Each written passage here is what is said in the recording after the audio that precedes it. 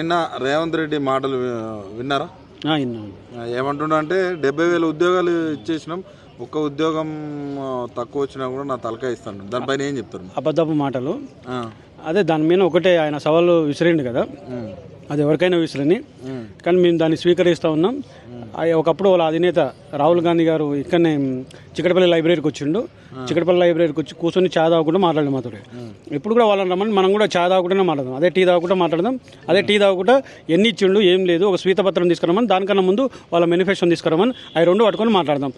అంతేగాని వాళ్ళు వీళ్ళు కాదు. ఎట్లా ఒక సీఎం హోదాలో ఉండి మీకు నిజంగా 70,000 ఉద్యోగాలు ఇవ్వలేదా? లేదు, మాకు ఇచ్చిన కేవలం 11,000. ఇంకా 1,88,812 ఉద్యోగులు మాకు బాకీ ఉన్నారు. ఆ బాకీ తీర్చాలనేది మేము ఆ రోజు నుంచి చేస్తున్నాం. ఒక సీఎం హోదాలో ఉండి స్టేజ్ల పైన అట్లాంటి మాటలు మాట్లాడొచ్చు అంటే దాన్ని మసిపూసి మారేడుకాయ చేద్దాం అన్నట్టు. వీళ్ళు చేసిన మోసాలన్నీ కప్పిపుచ్చడానికి, రెండోది అడుగడుగున మోసం చేసింది కాబట్టి ఆ మోసాలను కప్పిపుచ్చుకోవడానికి ఈ రకమైన అబద్ధాలు చెప్తున్నారు. దాంతోపాటు ఇంకొక విషయం ఏంటంటే, మాకు మా తల్లిదండ్రులకు పేచి పెడుతున్నారు. ఎటువంటి పేచి అంటే 1,00,000 ఉద్యోగాలు ఇచ్చిన అని ఒకరు చెప్తారు, 80 అని ఒకరు చెప్తారు, 70 అని ఒకరు చెప్తారు. ఈ రకంగా చెప్పడంతో మాకు మా తల్లిదండ్రులకు పేచి పెడతారు. అరే 70,000 ఉద్యోగాలు ఇస్తే నువ్వు ఎందుకు ఉద్యోగం కొట్టుకోలేకపోయినావు, 1,00,000 ఉద్యోగాలు ఇస్తే నువ్వు ఎందుకు ఉద్యోగం కొట్టుకోలేకపోయినా మాకు మా తల్లిదండ్రులకు పేచి పెట్టి మా ఇంట్లోనే గొడవ పెట్టే ప్రయత్నంలో సీఎం గారు చేస్తున్నారు. అంటే సీఎం ఇట్లా మాట్లాడడం వల్ల మీ ఇళ్ళలో గొడవలు అయితే బరాబర్ అయితే కదా.